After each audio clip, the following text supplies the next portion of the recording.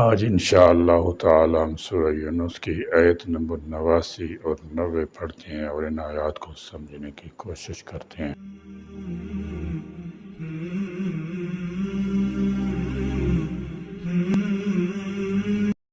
اعوذ باللہ من الشیطان الرجیم، بسم اللہ الرحمن الرحیم۔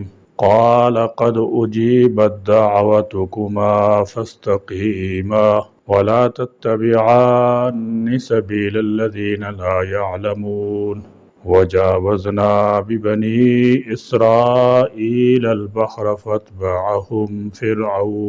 فاتبعهم فرعون وجنوده بغيا وعدوا حتى إذا أدركه الغرق قال آمنت أنه لا إله إلا الذي آمنت به بنو إسرائيل وأنا من المسلمين۔ قال اللہ نے کہا قد اجیبت، تحقیق قبول کر لی گئی، دعوتکما، تم دونوں کی دعا، فاستقیما، سو تم دونوں ثابت قدم رہو۔ پیغمبروں کی دعا کے جواب میں اللہ تعالیٰ نے انہیں اور مسلمانوں کی جماعت کو صبر، استقلال، ثابت قدمی کی تلقین فرمائی، اور یہ بھی ارشاد فرمایا کہ جو لوگ زندگی کی کامیابی کا منتہائی مقصود صرف دنیا کے مال و دولت اور شان و شوکت ہی کو سمجھ بیٹھے ہیں، ان کی طرف مطلقاً التفات نہ کرو، کیونکہ ان کا یہ نظریہ محض جہالت پر مبنی ہے، اور اللہ تعالیٰ جلد ہی تمہیں ان لوگوں سے نجات دے دے گا۔ وَلَا تَتَّبِعَانِ، اور مت پیروی کرو، سبیل الذین، ان لوگوں کی راستے کی جو لا یعلمون، نہیں علم رکھتے۔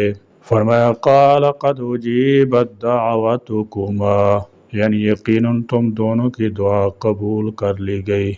معلوم ہوا کہ موسیٰ علیہ السلام کے ساتھ ہارون علیہ السلام بھی اس دعا میں شریک تھے۔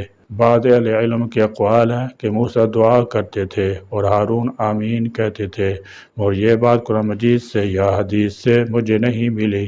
فاستقیما، اس کا ایک معنی تو یہ ہے کہ دعوت پر ثابت قدم رہو، بے شک تمہاری دعا قبول ہے، اور قبولیت ظاہر ہونے میں دیر ہو سکتی ہے، اس لیے دیر کی وجہ سے دعوت میں کوتاہی نہ کرنا، کیونکہ یہ اللہ تعالیٰ ہی کے علم ہے کہ قبولیت کا اثر کب ظاہر ہوگا۔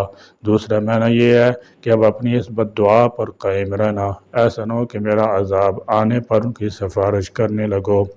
یہ ایسے ہی ہے جس طرح نوح نے بد دعا کی تو اللہ تعالیٰ نے بتایا کہ یہ سارے کافر غرق ہوں گے، اور اب مجھ سے ان ظالموں کے حق میں بات نہ کرنا۔ اللہ تعالیٰ کو نوح اور موسیٰ کی بد دعا کے باوجود ان کے دل کی نرمی کا علم تھا، اس لیے انہیں پہلے ہی اپنی بد دعا پر ثابت رہنے کی تاکید فرما دی، مگر نوح علیہ السلام پھر بھی بیٹے کے لیے سفارش کر بیٹھے، اور انہیں اللہ تعالیٰ کا عتاب سننا پڑا جس پر انہوں نے معافی مانگی۔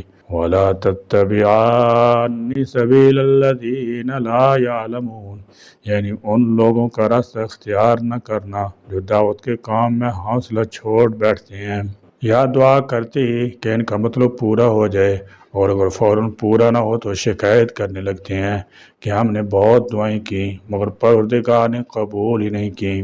رسول اللہ صلی اللہ تعالی علیہ وسلم نے فرمایا یستجاب لأحدکم ما لم یعجل یقول دعوت فلم یستجب لی، تم میں سے کسی شخص کی دعا قبول ہوتی رہتی ہے جب تک وہ جلدی نہیں کرتا، یہ نہیں کہتا کہ میں نے دعا کی مگر میری دعا قبول نہیں کی گئی۔ انسانی زندگی میں اکثر اوقات ایسے واقعات پیش آتے ہیں جن میں انسان اپنے ہوش آواز کو بھول کر جذبات کے سمندر میں بہہ جاتا ہے۔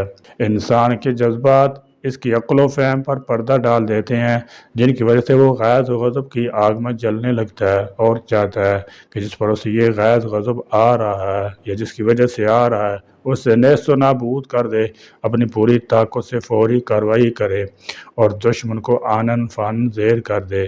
دین اسلام چونکہ مکمل ضابطۂ حیات ہے، لہذا اس نے انسان کی رہنمائی کرتے ہوئے اسے جذبات میں فیصلہ کرنے سے منع فرماتے ہوئے اپنے ہوش و آواز کو قابو رکھنے اور اچھی طرح غور و فکر کرنے کی ترغیب دی ہے، جس سے قرآن مجید نے صبر کی اصطلاح سے تعبیر کی ہے۔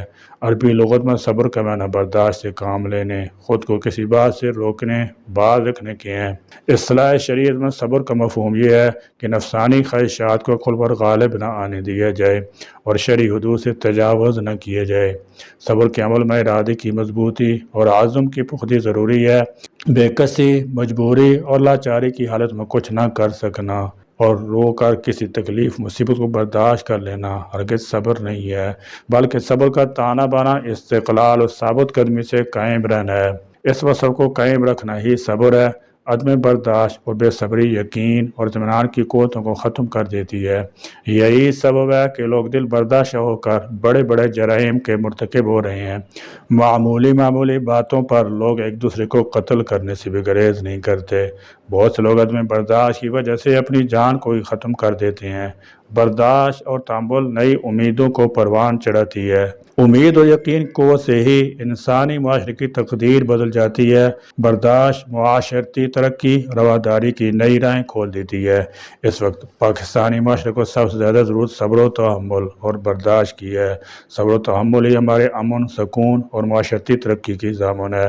رسول اکرم صلی اللہ تعالی علیہ وسلم نے ساری قوتوں کے باوجود کبھی انتقامی جذبات سے کام نہیں لیا۔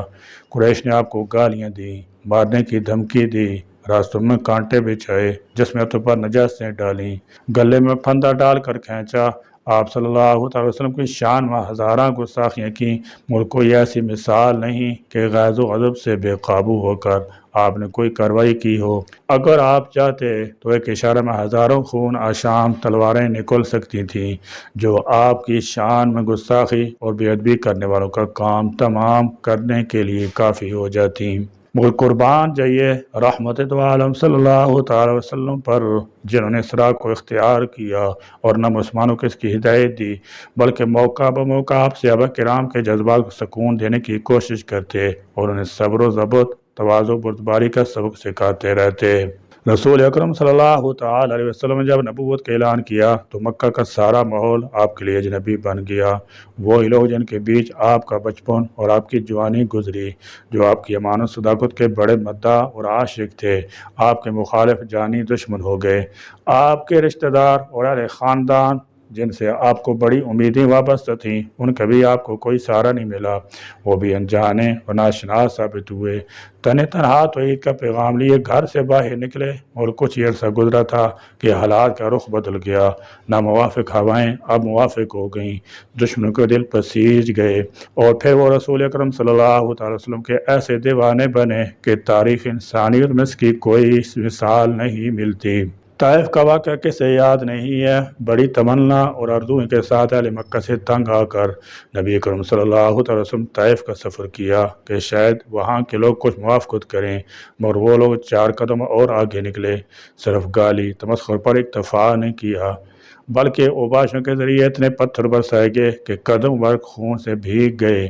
ضعف و کمزوری سے طبیعت بوجھل ہو گئی۔ آپ تھک کر جب بیٹھ جاتے تو زبردستی آپ کو اٹھا دیا جاتا اور پھر پتھروں کی بارش برسائی جاتی۔ اس عظیم حادثہ سے عرش پہ کوہرام مچ گیا، عذاب کے فرشتے نازل کیے گئے، مگر نبی رحمت صلی اللہ تعالی علیہ وسلم کا جواب تھا، اگر ان لوگوں نے ایمان قبول نہیں کیا تو مجھے امید ہے کہ ان کی نسلیں ضرور اسلام سے وابستہ ہوں گی۔ اس صبر و برداشت کی کیا دنیا مثال پیش کر سکتی ہے؟ یہیں تک نہیں، دشمنوں سے انتقام کا سب سے بڑا موقع فتح مکہ کا تھا۔ دشمن اس دن مکمل آپ کے قابو میں تھے کہ اگر آپ چاہتے تو ایک ایک اذیت کا بدلہ لے سکتے تھے، مگر آپ نے یہ کہتے ہوئے سب کو معاف فرما دیا، لا تثریب علیکم اليوم اذهبوا فانتم الطلقاء، تم پر کوئی ملامت نہیں، جو تم سب آزاد ہو۔ رسول اکرم صلی اللہ تعالی وسلم کی پوری زندگی صبر و تحمل سے لبریز ہے۔ کسی موقع پر بھی آپ نے نفسانی جذبات کا استعمال نہیں کیا۔ غضب و غضب وقتی معاملات سے طیش میں آ کر کوئی بھی اقدام بلا شبہ ہزار مفاسد پیدا کرتا ہے۔ اس لیے ضرورت ہے کہ تمام شعبۂ حیات میں صبر و تحمل سے کام لیا جائے۔ آقا اپنے ملازم کے قصور لفظوں کو معاف کرتے، اور اگر وقتی طور پر کبھی آقا ناراض ہو جائے تو ملازم کو بھی اسے برداشت کرنا چاہیے۔ باپ اپنے بیٹے کے ساتھ، بیٹا اپنے باپ کے ساتھ حسن سلوک کا معاملہ کرے۔ میاں بیوی میں خرچ ایک فطری بات ہے، مگر اسے باہمی صبر و تحمل سے دور کرتے ہوئے زندگی کو خوشگوار بنانے کی کوشش کی جائے۔ غرض پرسکون کامیاب زندگی کے لیے صبر و تحمل، قوت برداشت بنیادی عنصر ہے۔ ہماری پستی کی ایک بڑی وجہ یہ ہے کہ ہم وقتی طور پر جذبات کی رو میں بہہ جاتے ہیں، جس سے دور اس نگاہ متاثر ہو جاتی ہے اور سوچ و تدبر کا مزاج نہیں رہتا۔ موجودہ حالات میں خاص طور پر سیرت نبوی کے اس پہلو کو اپنانے کی سخت ضرورت ہے۔ وَجَاوَزْنَا، اور ہم نے پار کر دیا، بِبَنِی اسرائیل، بنی اسرائیل کو، البحر سمندر سے۔ فرمایا وَجَاوَزْنَا بِبَنِی اسرائیل البحر، یعنی بنی اسرائیل کا سمندر پار کرنا انسانی اسباب کے ساتھ نہ تھا، بلکہ انسان کے اختیار سے باہر خاص ہمارے پار کرانے سے تھا۔ بنی اسرائیل کے مصر سے نکلنے، فرعون کے تعاقب، موسیٰ کے لاٹھی مارنے، سمندر کے پھٹنے، پانی کے منجمد ہو کر راستے دینے کی تفصیل۔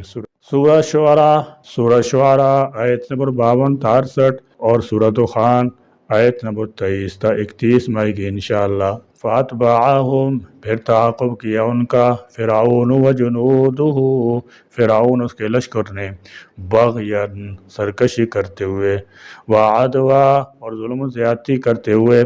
فرمایا فَأَتْبَعَهُمْ فِرْعَوْنُ وَجُنُودُهُ بَغْيًا وَعَدْوًا، فرعون اس کے لشکروں نے ان کا پیچھا انہیں ستانے، ان پر زیادتی کرنے، انہیں دوبارہ غلام بنانے کے لیے کیا، یعنی ان کے لیے صلح یا اصلاح کی نہ تھی۔ باغیان اور عدوان حال بمعنی اس میں فعل یا مصدر برائے مفعول لہو ہے۔ قرطبی نے لکھا ہے کہ باغیان وہ زیادتی ہے جو قول سے ہو، اور عدوان وہ جو فعل سے ہو۔ اور تنتاوی نے لکھا ہے بغا فلان علی فلان بغیان، جب کوئی کسی پر دست درازی ظلم کرے، اور عدا علیہ عدوان، جب اس سے اس کا حق چھین لے۔ موسیٰ کو حکم تھا کہ سمندر سے پار ہو کر اسے اسی حالت میں رہنے دو۔ جب بنی اسرائیل کا آخری آدمی بھی نکل گیا اور فرعون کا پورا لشکر ان کے پیچھے، ماں فرعون سمندر میں داخل ہو گیا، تو سمندر کا پانی دونوں کناروں سے برابر ہو گیا، حتیٰ کہ جب ادرکہ، پا لیا اس کو، الغرق، غرقابی نے، قال، تو فرعون نے کہا، آمنت، میں ایمان لایا، انہو، ساتھ اس بات کے کہ بلا شبہ، لا الہ، نہیں کوئی معبود، الا الذی، سوائے اس ذات کے کہ آمنت، ایمان لائے ہیں، بھی اس کے ساتھ، بنو اسرائیل، بنو اسرائیل، وانا، اور میں، من المسلمین، فرمانبرداروں میں سے ہوں۔ جن حالات موسیٰ علیہ السلام بنی اسرائیل کو لے کر نکلے تھے، جس طرح بعد میں فرعون اس کے لشکر نے ان کا تعاقب کیا تھا، یہ دریا کے پھٹنے، بنی اسرائیل کے بخیر وافیت پار اتر جانے، فرعون اس کے لشکر کے اس دریا میں غرق ہونے کی تفصیل پہلے سورہ اعراف میں آپ پڑھ چکے ہیں۔ یہاں صرف یہ بتلانا مقصود ہے کہ فرعون کو جب موت سامنے نظر آ گئی تو فرعون نے 3 دفعہ مسلمان ہونے کا اقرار کیا۔ نمبر 1 آمنتو، نمبر 2 انہو لا الہ الا الذی آمنت بہ بنو اسرائیل، نمبر 3 وانا من المسلمین۔ یہ سارا معاملہ غیب کا ہے۔ ڈوبتے وقت اس نے کیا کہا، اللہ تعالیٰ اس کے فرشتوں کے سوا وہاں کون تھا، سو یہ ساری بات اللہ تعالیٰ نے ہی اپنے نبی صلی اللہ علیہ وسلم کو وحی کے ذریعے بتائی، جو آپ کی نبوت کی زبردست دلیل ہے۔ فرعون کا یہ اقرار دراصل اقتدار سے اپنی دستبرداری کا اعلان تھا، بشرط کہ اسے موت سے نجات مل جائے، اور یہ وہی بات ہے جس کا موسیٰ علیہ السلام نے اپنی دعا میں ذکر کیا تھا کہ ان کے دل اس قدر سخت ہو چکے ہیں کہ جب تک کوئی سخت عذاب نہ دیکھ لیں گے، ایمان لانے پر تیار نہ ہوں گے۔ یا اللہ کریم ہمیں قرآن کا فہم عطا فرما، یا اللہ کریم اس کے احکامات پر عمل پیرا ہونے کی توفیق دے، آمین۔ وآخر دعوانا الحمدللہ رب العالمین۔